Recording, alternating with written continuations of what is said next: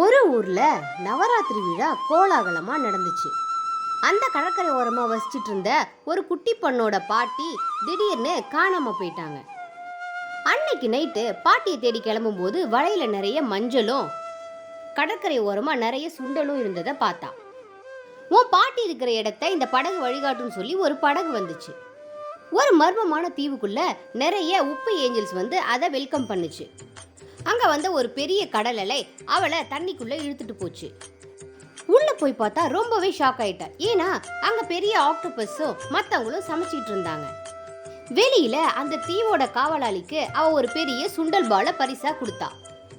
அங்க இருந்த ஒரு குட்டி மரத்துக்கு கீழே அவங்க பாட்டி நல்லா தூங்கிட்டு இருந்தாங்க.